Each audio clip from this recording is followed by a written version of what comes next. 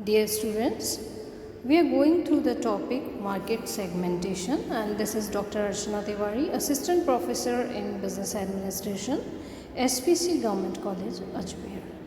We have already discussed various bases for buyer behavior segmentation, and we have covered the topics geographical segmentation, demographic segmentation and psychological segmentation.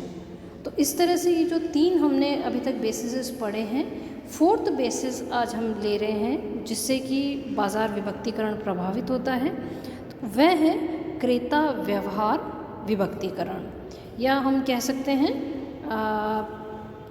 क्रेता के व्यवहार पर भी काफ़ी कुछ depend करता है कि मार्केट सेगमेंटेशन कैसा होना चाहिए। तो क्रेता व्यवहार विभक्तिकरण को हम बिहेवियरल बेसिस और बायर बिहेवियर सेगमेंटेशन हिंदी में कह सकते हैं। जब क्रेताओं के उत्पाद संबंधी व्यवहार, प्रोडक्ट से रिलेटेड उनका बिहेवियर या उनके जो रिएक्शंस हैं, प्रतिक्रियाएं हैं, उनके उत्पाद क्रय संबंधी डिसीजंस के आधार पर यदि हम विभाजन करते हैं तो उसे व्यवहारिक या क्रेता व्यवहार विभक्तिकरण कहते हैं। अब इसके अलग अलग बेसिस हो सकते हैं। तो पहला बेसिस इसमें आता है क्रय अवसर या बाइंग ओकेजन्स। जब भी बायर उनके द्वारा किसी भी प्रोडक्ट या सर्विस को परचेज करने या उसका कंजम्पशन करने के अपॉर्चुनिटीज़ के आधार पर विभाजित किया जाता है तो उसे हम क्रय अवसर कहते हैं। फॉर एग्ज़ाम्पल, ग्राहक शादी विवाह मैरिजेस में बर्थडेज पे या वैलेंटाइंस ले सकते हैं, या उनका करियर डे है आदि के अवसरों पर अनेक उत्पाद या सेवाओं को खरीदने का डिसीजन लेते हैं या उनका कंजम्पशन करते हैं, तो इसे हम बाइंग ओकेजन कहेंगे। इट मीन्स क्रेता द्वारा किसी भी उत्पाद या सेवा को उस पर्टिकुलर अवसर के हिसाब से या ओकेजन के अकॉर्डिंग यदि खरीदता है तो उस आधार पर जब विभक्तिकरण किया जा रहा है तो उसे हम क्रय अवसर कहेंगे। सेकंड देखते हैं हम लाभ अभिलाषा या बेनिफिट्स सॉर्ट कैसा है उनका। यदि कंज्यूमर किसी भी प्रोडक्ट या सर्विस को खरीदते समय उससे कई लाभों की प्राप्त करने की एक इच्छा रखते हैं, अभिलाषा रखते हैं, तो उसे हम लाभ अभिलाषा कह सकते हैं। For example, if you take the example of biscuit, biscuit किस लिए काम में लेता है? पेट भरने के लिए, साथ ही साथ शक्ति प्राप्ति की अभिलाषा भी उसमें हो सकती है। टूथपेस्ट है तो टूथपेस्ट से दांत साफ किए जा सकते हैं, और साथ ही साथ हो सकता है कि किसी व्यक्ति के मसूड़े में तकलीफ है तो उससे राहत पाने की अभिलाषा के साथ भी ग्राहक उत्पाद परचेज कर सकता है। इसलिए ग्राहकों को उत्पाद सेवा से लाभों की प्राप्ति की अभिलाषाओं के आधार पर भी डिवाइड किया जा सकता है या डिस्ट्रीब्यूट किया जा सकता है, तो उसे हम लाभ अभिलाषा कहते हैं। इसी तरह थर्ड हम देख सकते हैं इसमें यूज़र स्टेटस, यानी कि उपभोक्ता की स्थिति कैसी है।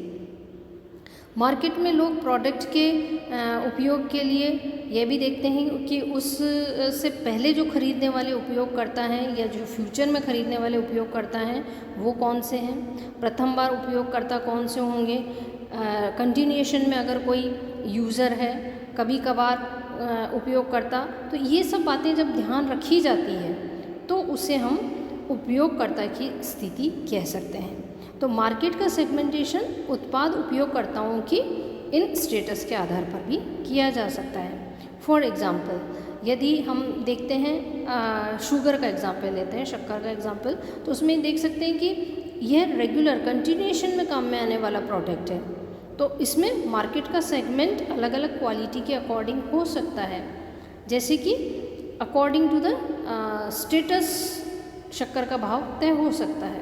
तो बाज़ार का विभक्तिकरण भी उसी के अनुसार किया जाएगा। नेक्स्ट आता है हमारा यूसेज रेट या उपयोग या प्रयोग दर क्या है। कुछ लोग उत्पादों का बहुत अधिक उपयोग करते हैं तो कुछ कम करते हैं। तो जब बाज़ार से के लोगों को उनके द्वारा उत्पाद के उपयोग करने की दर या मात्रा के आधार पर विभाजित किया जाता है, जैसे कि भारी, कम, सामान्य या पर्टिकुलर रेट के अकॉर्डिंग, तो उसे हम उपयोग या प्रयोग दर के आधार पर सेगमेंटेशन कह सकते हैं। जैसे कि पर्टिकुलर प्रोडक्ट मार्केट में हो सकता है कि बहुत ज़्यादा सेल हो रहा है, तो उसका प्रोडक्शन भी उसी के अकॉर्डिंग ज़्यादा से ज़्यादा किया जाएगा।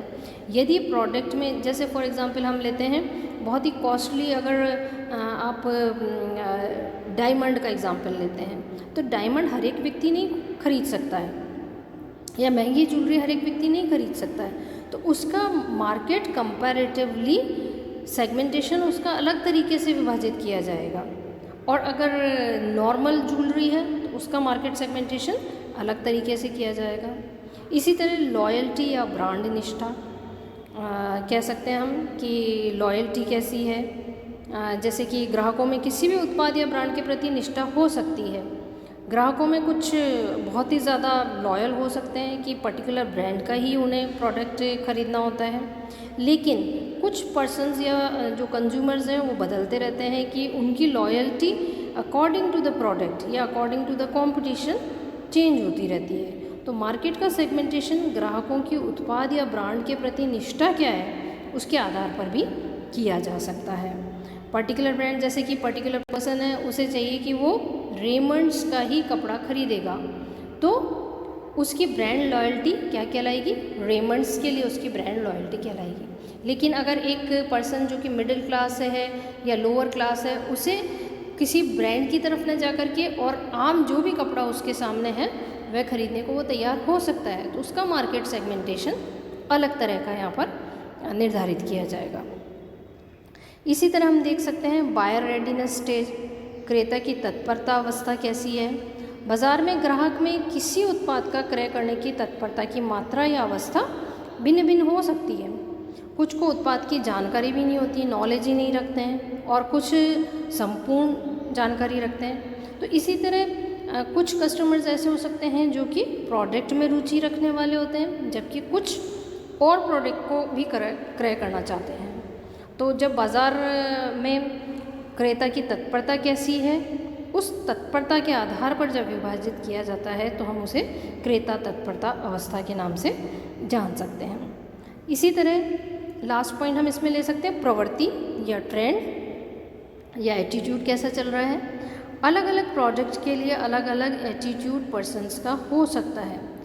जैसे फॉर एग्जांपल पर्टिकुलर प्रोडक्ट के लिए कुछ लोग बहुत ही ज़्यादा अति उत्साही हो सकते हैं, कुछ पॉजिटिव हो सकते हैं, कुछ बैलेंस्ड हो सकते हैं, कुछ नेगेटिव हो सकते हैं, कुछ ऐसे हो सकते हैं जो कि एनिमी से रिलेटेड उनका ट्रेंड हो सकता है, एटीट्यूड हो सकता है।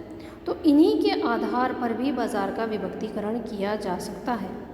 तो इस तरह से हम देख सकते हैं कि मार्केट सेगमेंटेशन के अलग अलग बेसिस हो सकते हैं। बेसिकली हमने 4 का यहाँ पर स्टडी किया है, और ये बहुत ही महत्वपूर्ण और बहुत ही इम्पॉर्टेंट आधार है। लेकिन अगर हम प्रैक्टिकली देखें तो व्यवहार में किसी एक ही आधार पर बाज़ार विभक्तिकरण नहीं किया जा सकता है, बल्कि व्यवहार में 2 या अधिक आधारों पर बाज़ार विभक्तिकरण करना ज़्यादा फ्रूटफुल हो सकता है। और ऐसा करके ही जो टारगेट मार्केट्स हैं उनके लिए पर्टिकुलर आइडेंटिफिकेशन बनाया जा सकता है। तो इस प्रकार से आज का हमारा टॉपिक यहाँ कंप्लीट होता है, बाज़ार विभक्तिकरण के आधार। नेक्स्ट टॉपिक नेक्स्ट लेक्चर में हम कंटिन्यू करेंगे कि जो पर्टिकुलर सेगमेंटेशन है उसकी क्या अपेक्षाएं हो सकती हैं, या एसेंशियल्स एक इफ़ेक्टिव सेगमेंटेशन के क्या हो सकते हैं।